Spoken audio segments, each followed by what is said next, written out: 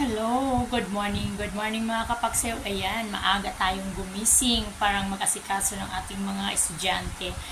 Ayan mga kananay, good morning mga kapaksew. Ito sa ating bibit magsimula na naman sa ating mga mensahe. Anong klaseng mensahe yun ay paalala sa mga nanay na mahirap magising sa ganitong oras. Alam niyo mga kapaksew, kahit sobrang pagod natin, mayroon tayong nararamdaman. Kapag tayo ay magpaaral ng mga anak, ay gigising ka ng maaga para mag-asikaso sa kanila, di ba? Kaya mga kapaksiw, sobrang tiyaga at sacrifice ang mga nanay sa mga anak. Siguro hindi lahat, no? Hindi lahat. Kasi minsan may nakikita akong mga nanay na pinababayaan lang yung mga anak, nagsarili-sarili nilang trabaho, sarili-sariling diskarte yung mga bata. Minsan nga pumapasok yung uniforme marumi pa. Kaya sana huwag natin gawin yan mga nanay. Kasi alam niyo yung mga nanay, kahihiyaan pa rin natin yun, di ba? Minsan yan, nangyayari din yan sa buhay ko eh.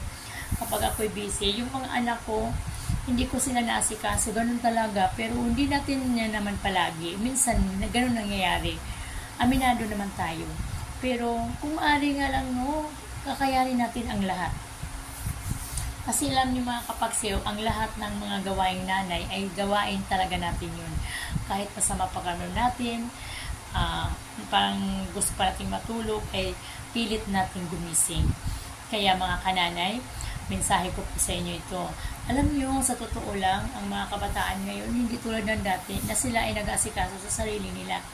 Kahit high school ngayon, ikaw pa rin ang nag-asikaso. Ang nanay pa rin. Kasi bihira lang talaga ang tatay mag-asikaso sa mga anak. Kung sakali lang wala dito yung asawa, yun, mag-asikaso sila. Pero hindi yan magtatagal, hindi magtsatsaga ang lalaki. Ang babae talaga, ang mga nanay. Kaya mga nanay talaga, saludo ako sa inyo kasi nagawa natin ang lahat natin mga responsibilidad sa ating mga anak. Kaya ito na, 5 o'clock na, umalis na yung anak ko. Kaya ito naman ako, gusto ko humiga, pero may book ako ng 6 o'clock, kaya dito lang muna ako. Upo-upo muna ako, gagawa muna ako ng content. Kaya, mga kapagsiw at mga kananay, good morning sa lahat. Huwag kayong mag-atubili man sa aking video kasi ito po yun ay mayroong aral alang-alang sa atin, di ba? Kaya, be wise tayo. Huwag naman yung wise na manloko. Hindi naman natin matawag na manloko, lalo-lalo na ngayon sa panahon ngayon, kailangan practical. Kaya, good morning mga kananay. Huwag kayong mag-alala dahil darating din ang panahon na tayo ay aangat. Kung hindi tayo aangat, wala tayong magagawa. Natural lang po yun. Tao lang tayo. Kung wala tayong kakayahan, so hanggang doon lang talaga ang kapalaran natin, so tanggapin natin. Kasi walang may gusto na tayo ay maging mahirap.